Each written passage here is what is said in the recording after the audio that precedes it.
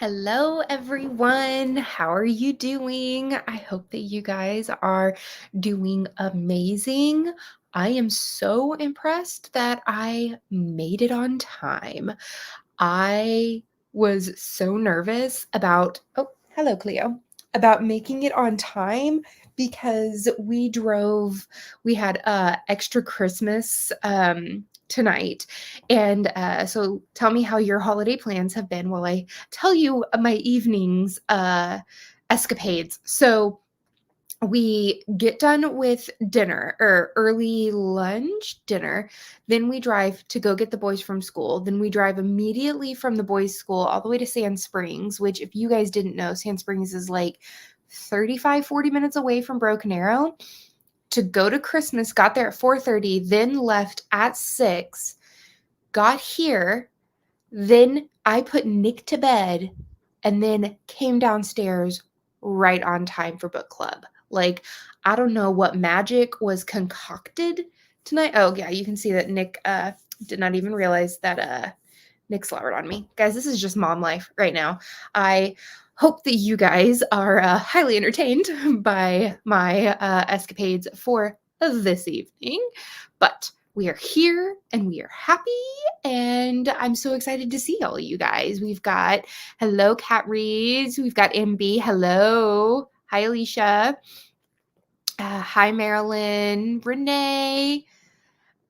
Yes, good. I'm so glad that you had a wonderful Xmas. Hi, Christian. It's been a calm holiday. Lots of sitting by the fire with a cat, tea, and books. That sounds glorious. Hello, Ivy. Hi, Patricia. I am so excited to see everyone and talk with everyone tonight. Oh, I do want to preface tonight with, normally we vote for the next month's pick, and I announce it during the live stream. But if you saw on Patreon, I am asking you guys to let me know what kind of themes you're wanting to see in book club for 2024. So make sure, if you haven't gone over and commented on that post and liked the ones that you really want to see next year, you do that, because then I will pick the theme for January, and I will be posting the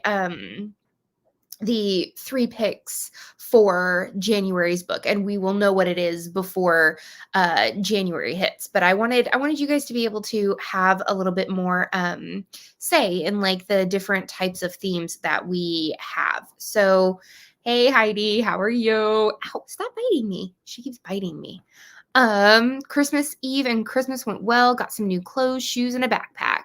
Also got a lot of writing done. Only 10 chapters left. That's so exciting. So exciting. Okay. So I hope that you guys liked the new design that I did of the character lists, because I'm hoping that I can sort of stay within this theme, like still have it sort of decorated for the title, but I like the cleaner look of this. So you guys have to let me know. Do you guys like the way that I redesigned it, or are you like, Courtney, no, go back to the way that you did it before? Just let me know. So tonight's book club is about A Christmas Candy Killing by Christina Romerill, and she is a Canadian cozy mystery author. And this is the first in the Killer Chocolate Mystery series. And fun fact, this series is going to always be based during Christmas. So that's really, really interesting. I was reading like a comment or something from the author that my friend Susan had said, is this, because she started reading the second book, and she said that the second book starts a year after basically Christmas again. And she said, is this something that is going to be happening? And the author said that the publisher actually wanted all of the books to be based in Christmas. So I don't know how you guys feel about that. I know I love myself some Christmas cozies, so I'm totally fine with that. Renee, I work at a corporate bookstore, worked Christmas Eve. Day was spent in bed recuperating. Oh no, I remember working those long days during the Christmas season. Okay, so here's the setup for a Christmas candy killing. And while I'm giving the setup, if you guys could let me know how many Cleos you rated this book, and then I will let you know what I rated it. Identical twin sisters, Alex and Hannah, are the owners of Murder and Mayhem, a mystery bookshop that sells their famous poisoned theme killer chocolates. But now there's a real killer in their midst. Shortly before Christmas, their septuagenarian neighbor, Jane, confides to Alex that a murderer from a true crime show has taken up residence in the village. Unfortunately, she's also shared her suspicions with the town gossip, Netta. The next morning, Alex shows up at Jane's house to watch the show, but instead discovers Jane's body with a box of killer chocolates nearby. The sheriff quickly zeroes in on two suspects: Alex, a beneficiary in Jane's will, and Zach, a handyman who was seen leaving the crime scene. But Alex maintains her innocence and sets out to draft a list of their potential suspects, townsfolk who'd recently been seen arguing with Jane. All right, let's see. I really liked this book. 4 Cleos. Cat reads 4 Cleos. MB 4 Cleos. 3.5 Cleos. I know it would be weird if like you could do like half a cat. That'd be I just like, it's like, which half do you choose, right? Like, I don't know. Okay. Christian 3.75. I really liked the book, but I felt like the killer got obvious toward the end. Heidi 3. So yeah, I gave it like a 3.5 stars. I rounded up on Goodreads, but I would say that this is a solid like 3.5. And as I started writing the discussion questions for this, I was actually leaning a little bit more to like 3 instead. But I will probably really figure out like what I think as we all talk. I also want to know in what way you read the book, physical, ebook, or audio. I have it all 3 ways because I bought it physically because I thought it would be I wanted to have it physically because it's a Christmas cozy. And then I listened to it, and then I have it on ebook because I loved I always go and highlight all of the characters. So I really liked that. Heidi says the fact that it was a Christmas story just seemed incidental. I agree. It didn't feel like, did you guys get the Christmassy vibes from it? Because I didn't necessarily get the Christmassy vibes. I feel like I really, really, really wanted more Christmas feeling. Like I got winter from it. Like I got like it's cold outside, but I didn't get baby it's cold outside. Like, you know what I mean? Like, yeah. Okay. So MB, physical library book, physically, audio and physical. Love that tandem reading, audio. Oh yes, the narrator was really, really good. I quite enjoyed them. I agree. I did not get the Christmas vibes either, which kind of made me sad. I hope that that book 2, since this series is going to be set during Christmas, I hope that it has more Christmassy feelings. I did not get super Christmas Xmas vibes. Yeah, no, didn't either. Didn't get the full Christmassy vibe either. And I feel like they really could have gone like just more into the decorations or the way that the town was lit up. Like I feel like they could have done a lot more with that. Like I don't even think that there was like a Christmas tree or decorations or anything like that. So the bookshop Murder and Mayhem is owned by Hannah and Alex, and it's themed around killer chocolates. What did you guys think about like the quirkiness of that bookshop? And did you think that it played well into the mystery of the murder? Like I know that I feel like in a way it played into it because that's how Jane was killed, was with the chocolates, and it was sort of a this is how Alex gets pulled into the mystery, and this is how she is a suspect. But I don't know if I got like a good feel of the shop. I feel like normally in a cozy mystery, you feel as though the store, the shop, the town, or whatever is like a extended character. Um, I didn't feel like it was a bookshop, like it was a candy, like chocolatier, quirky kind of bookshop. But I feel like I wanted more from it. Like I had such high expectations for it to be like overly Christmassy. I wanted to get the feel of a bookshop from it. And I feel like it was very much just not as much as I wanted. Ivy, it was so true crime centric. That was the vibe. That is very true. Um Using poisons to name the chocolate was a great marketing tool. I loved that. I thought that that was so on point.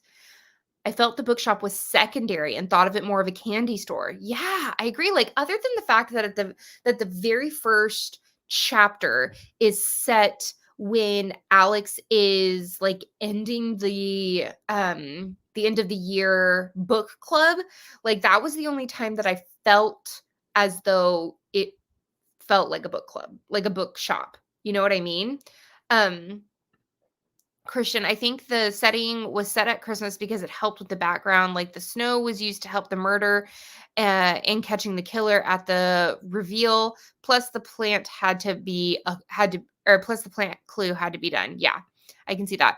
The candy shop fit, but the bookstore was unnecessary. Meg, that's a good point. I want that bookshop in my neighborhood, but they didn't spend a lot of time there. I know, I wanted more, but it's always so hard. That's one of the things that I always go back to, and you guys are probably tired of hearing, but it's so hard, especially now that I've written 2 cozy mysteries. It's so hard to balance out um how much you put into the story and the surroundings. Like, if I read to you guys the very first chapter of Death on Deck, the way that I sent it out originally during my query process, and what I'm being told needs to be cut, it would be a lot of those things that make the surrounding environment that cozy way, which is a bummer. Um at winter, so get cold and chill the body. Yeah, that was a really cool. I loved that actually. I loved that um when Alex came to go see Jane, that Jane like they couldn't tell when she was killed or when she died because our killer left the door open, like it was all intentional. I don't like the poison themed chocolate. I wouldn't shop there. It was hard for me to believe that the townspeople liked that shop either. That's a I can see that. Yeah. They needed to talk more about books, perhaps relate the chocolates to specific books. I like that.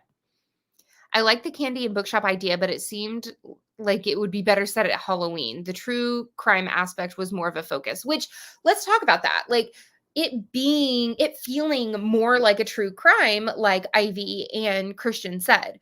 A part of me really, really liked that aspect of it. I thought that that was a cool little twist on a cozy. I had never seen that before.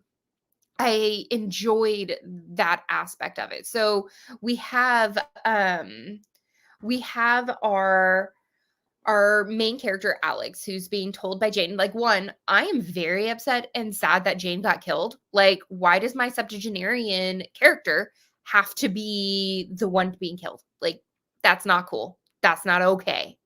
Um but so she is telling Alex that she thinks that someone in their community is a known killer, like has killed 4 people or something like that. And that she doesn't want to be sort of the what is it? the wolf cried wolf, crying wolf. Words are hard right now. Um, she didn't want to be seen as though she was pulling like the wool over people's eyes. And so she wanted Alex to come to her house to watch the show, to be like, this is a thing. Like I know that this person is a killer. And so when Alex shows up, she's shocked to find that Jane's didn't answer the door. Jane is found murdered, stabbed. It was a little bit more on paper too. The murder, which is a lot, which is a little bit veering off of the cozy mystery sort of definition of what we normally read. Um, and ow, sorry, she just fell and scratched me. Are you okay? Listen, sweet girl. Okay. She really wants to like lay up there and have the blanket, but then she rolls off the blanket. So I liked the idea that Alex had to go, like, how many of us have stayed up until like 2 or 3 o'clock in the morning watching those true crime episodes? Because I 100% have. And so like I was getting that feeling, and I kind of liked it, but I can see how um that would have been a little off-putting for people who were expecting a traditional cozy. Um, let's see. I wouldn't find poison named chocolates appealing. How about pairing the candy with poisoned used in the mystery books? That would be kind of cool. Yes, I wish we could have gotten to know Jane better. I was sad about Jane being killed. It would have been awesome to have Jane and Alex solving the murder together, right? Like, I think that would have been brilliant. Agree. I think Jane would have been a good side character in future books since she was so into mysteries. Uh, let's see, especially at the end when you learn that the killer wanted to watch Jane die slowly. The killer was so evil. Oh my God, the killer was so evil. Like, because like there's sometimes when when I'm reading a cozy that I'm like, I'm okay with that person dying. Like yeah, I want to figure out who killed them, but they weren't a very nice person. So like I'm not too sad about it. But this one, I did not like that Jane died. It made me so sad. Um, what did you guys think about Alex and Hannah's relationship? Um, did it resonate with you? Did you think that it was like a good addition to it? Um, I feel like it felt, I don't know, my sister and I are best friends, and so uh I never try and push her to go and date people, and she never got into my dating life or anything like that. So I don't know how realistic that is for like a sister relationship, because I don't have that kind of like pushy relationship with my sister. But I do like how when Alex got hurt, um that when Tom like ran into Hannah was like, I have a feeling that she's not okay. And so they went and found her. Like I thought that that was cool. I don't know. I love the idea of there being a like twins in the book and in as characters. I like that idea of it, but I don't know, maybe the characters will I don't know, flesh out more in book 2, but I didn't feel like a solid sisterly relationship. Like I just, and as someone whose sister is her best friend, like I wanted that. You know what I mean? Like I felt like I needed that. Meg, the twin sisters was a frustrating detail for me. They did nothing in the story about the fact that they were twins, no swapping places, no confused identities, right? And I think that the confused identities, like that didn't happen because from what I gathered was Hannah was more curvy than Alex, and she put makeup on and curled her hair, and whereas Alex didn't care as much about her appearance and things like that. So maybe they couldn't have done that. Um, they didn't seem that close to me. Like her sister seemed more like a side character, more there for the business partner and to give access to the police information. Yeah, I thought that it was super weird that Hannah and Duncan broke up, but then she's using like her womanly wilds to get information out of him. Like I don't that was a little bit confusing for me, but I really like communication. Communication is key. Alicia, I liked their relationship. What annoyed me was how often Alex felt her sister was going to go back with the mom, right? Like if they live together and they're best friends and everything, you would think that there would have been there would have been more trust there. And B, I think there should have been more with the sisters, but it is the first book. Again, yes, it is. I feel like the sisters' relationship was a little lacking for me. I would have liked for them to spend more time together looking for clues. Yes. My sister, I would have not, I like if I ever stumbled upon this, heaven forbid, my sister would be all in the mystery with me. Agreed, though I have no point of reference being an only child. Yeah, yeah. My sister is 3 years younger than me, and so but she's my everything. Okay. Were there too many suspects or just enough? So, like, if I go to the character list that I made, we've got Alex, who is our main character, but also a suspect. Then we have Zach Roberts, the handyman, who is a suspect. We also have Gary Jenkins, who is the owner of Harriston's Bloom's Greenhouse, suspect. Luis Sweet, who is a baker, is also a suspect. Then we have Joe Cameron, property developer and suspect, and also Oliver Robbins, who is the writer, is also a suspect. Hold on 1 minute, guys. My nanny has called me twice, and I need to take.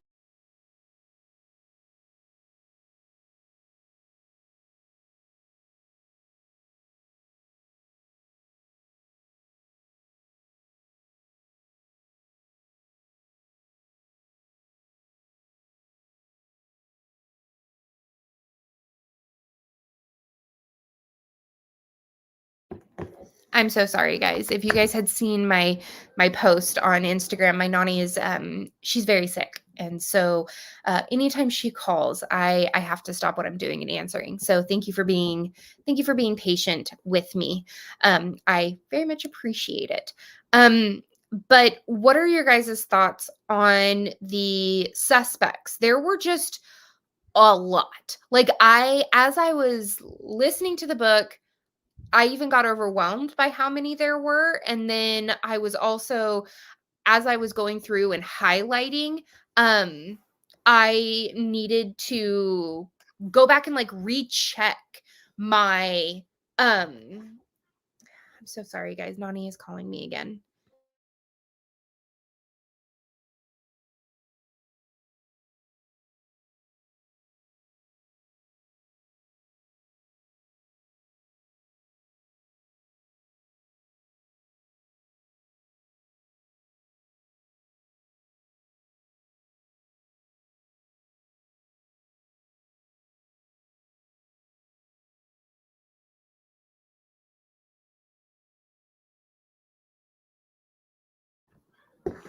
So sorry.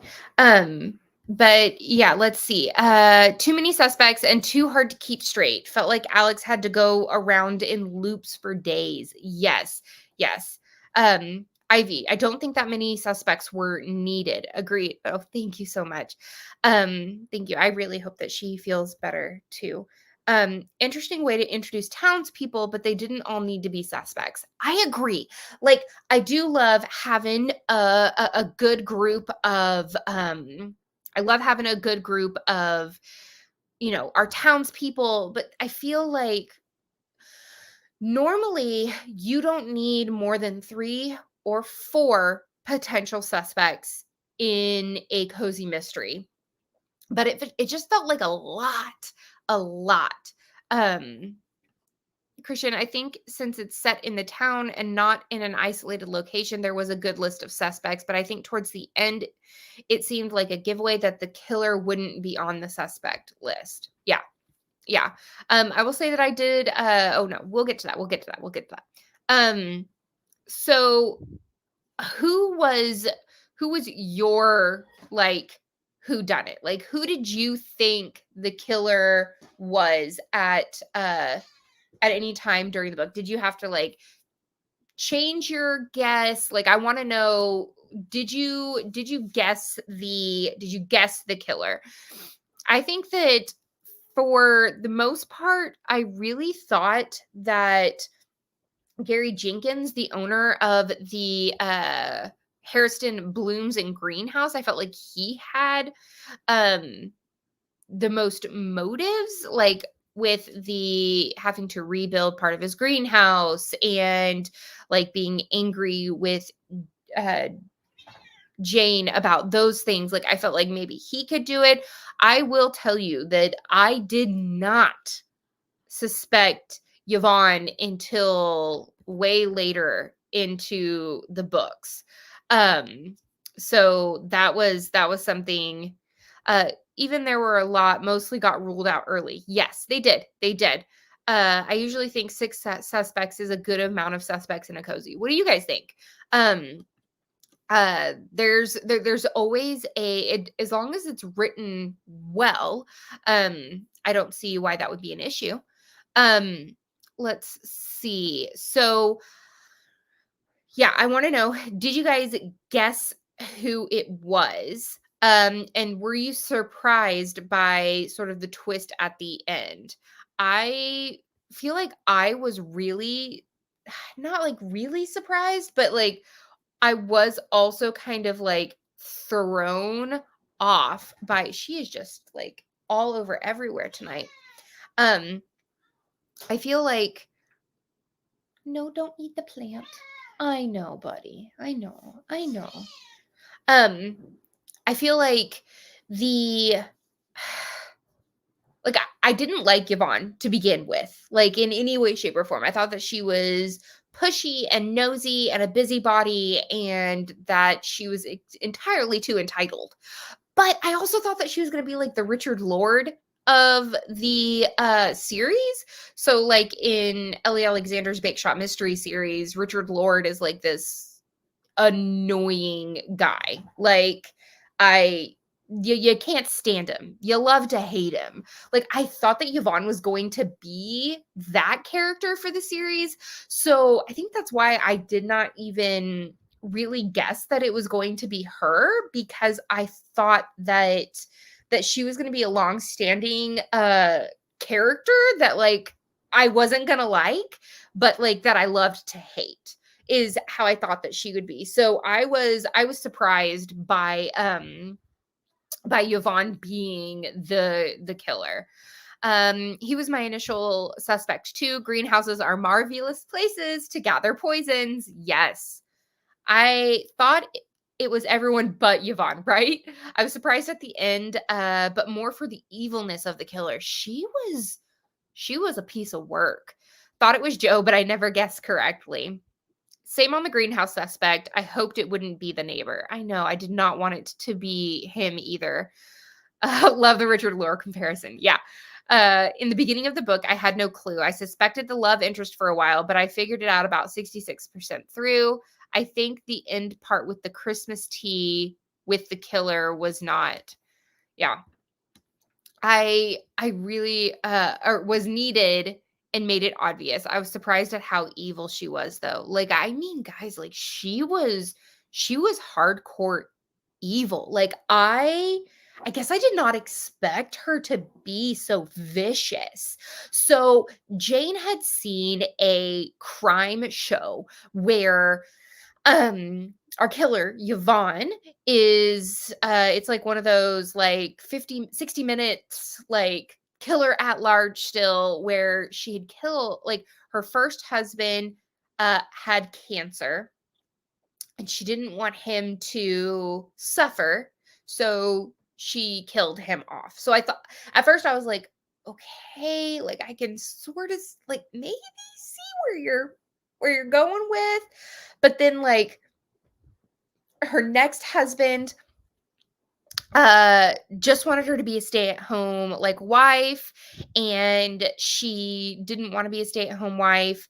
Um and then he started getting onto her about like how much time she was spending with her plants. And then she was like, no, that's the final straw on that one. And then she killed him. So I don't know if it was 2 or 3 husbands. Um, but then she, every time she killed one of them, she got like a big life like insurance settlement. And then she went and lived with her parents again for a little while, and that was the happiest she was ever. And then her parents passed away, and she didn't really know what to do, so she thought she'd get married again. Like, it was just, she was evil. And she just like the way that she wanted to see Jane suffer um as she died.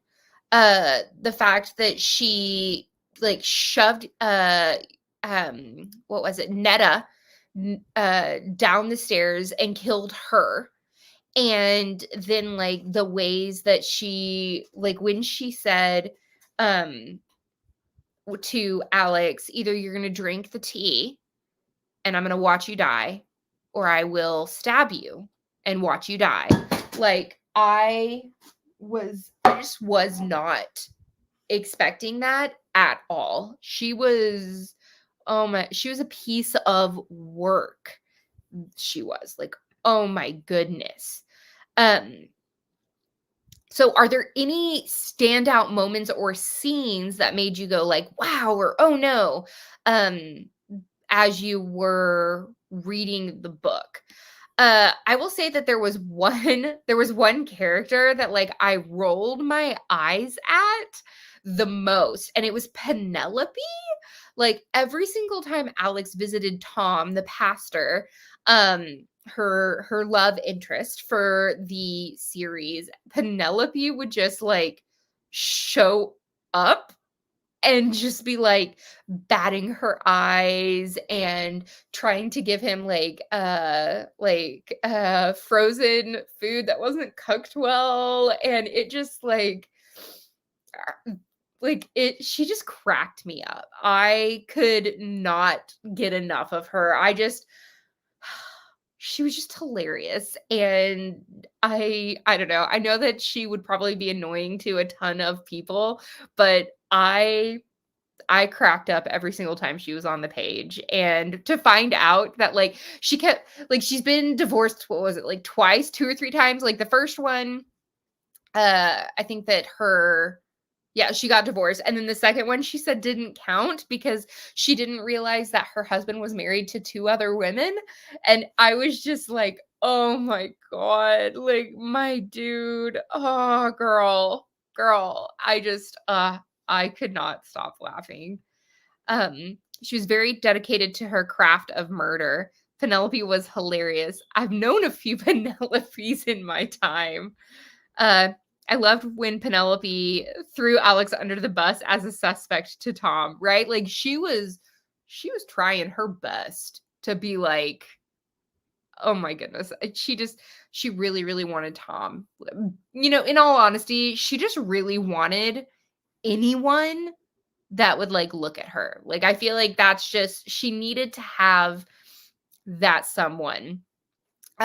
So my thoughts. Would you guys recommend this series to others, and are you going to continue this series after book club? So there is a let me see the candy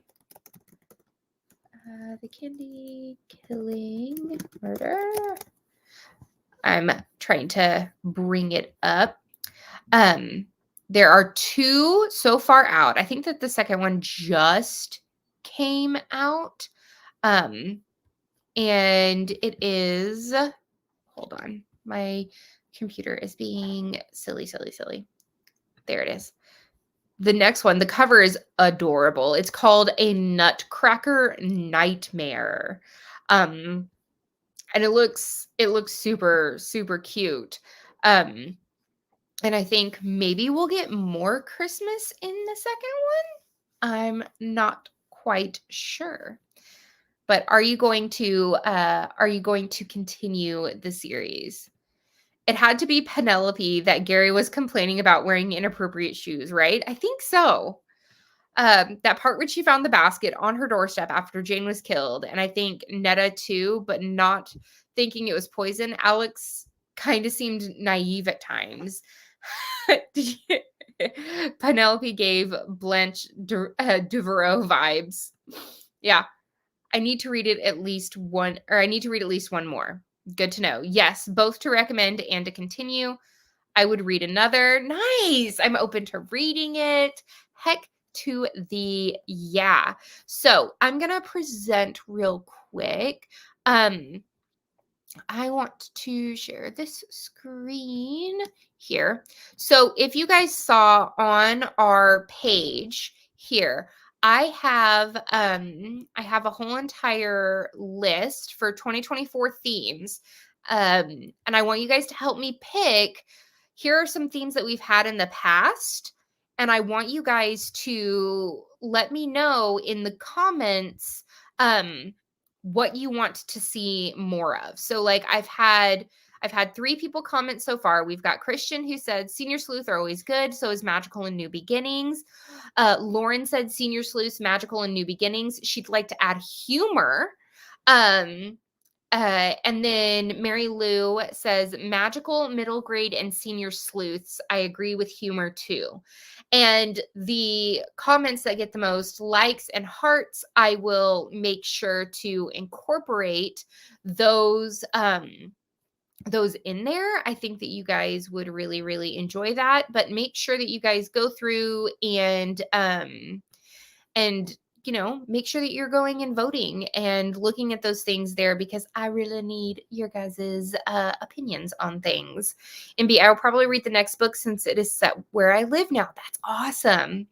I'm going to try the second book. I'm just curious how that one will be. You guys will have to let me know. I'm very curious as well.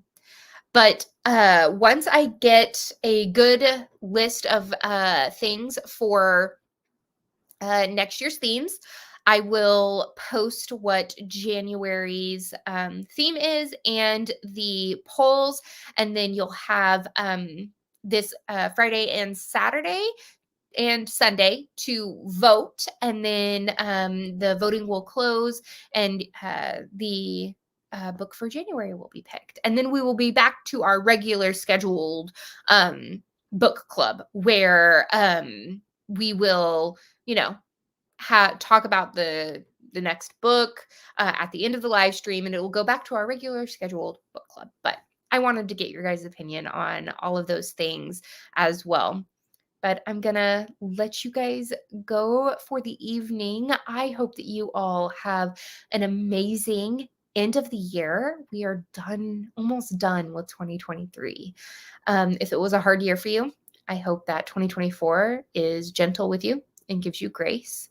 And I hope that if it was an amazing year for you, that 2024 keeps that train rolling for you and that you have an amazing 2024. I hope that we see each other next month and that you're enjoying book club, and always let me know if there's anything that I could do better. I am always up for constructive criticism as well. I want to be the best book club host that I can. But I hope that you guys have an amazing time. Yes, thank you so much for coming. Happy New Year, everyone. You guys are absolutely amazing.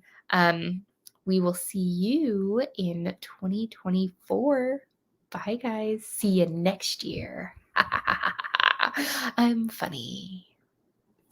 Happy New Year. Praise for your nanny. You're a nanny too. Yeah, my nanny she is my everything. That's a picture of her senior year in high school. I love my nanny. Happy 2024. Bye, guys.